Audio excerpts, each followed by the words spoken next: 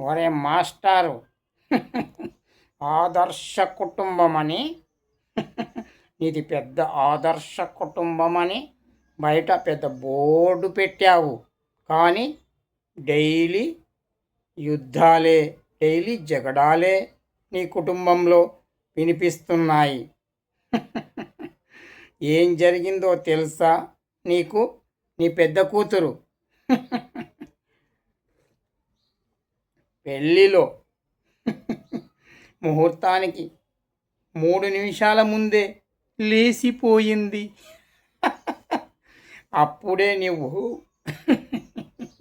ఉరి పెట్టుకొని చచ్చిపోయే ఉండేవాడివి. కానీ నీకు ఆదర్శము అని పేరుకే చెప్పుకుంటున్నావు. నీవంత ఆదర్శవంతుడివైతే ఆ రోజే చచ్చిపోయేవాడివి. ఇక నీ రెండో కూతురు ఏం చేసిందో నీకు తెలియదా? కంపెనీలో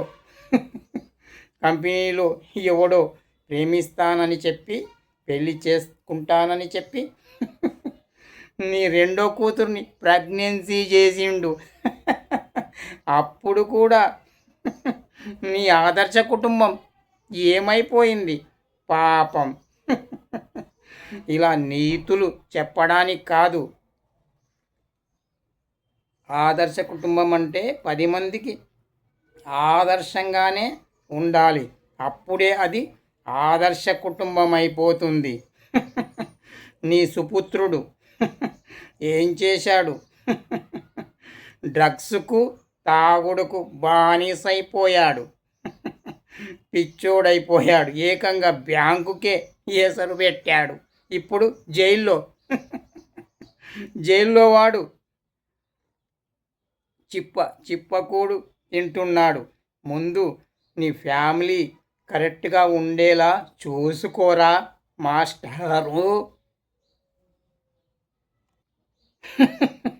నేనెందుకు వచ్చానో తెలుసా నీకు?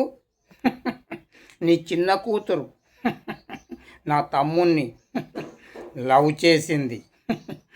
పాపం వాడు అమాయకుడు నీ చిన్న కూతురు బుట్టలో పడిపోయాడు. ఏం చూపించిందో ఏమో తెలియదురా మాస్టారు. వాడేమో నీ చిన్న కూతుర్నే పెళ్లి చేసుకుంటాను, లేకపోతే చచ్చిపోతాను అని భీష్మించుకొని కూర్చున్నాడు. ఒరే మాస్టారు, పిల్లల్ని కనడం కాదు గొప్ప సంగతి, పెంచే ఆలోచన కూడా ఉండాలి. కుక్కలు కూడా పిల్లల్ని కంటున్నాయి. ఏం లాభం రా, 60-70 ఏళ్ళు వచ్చాయి మాస్టారు. నేను చెప్పినట్టుగా నీకు ఒకటే మార్గం ఉంది.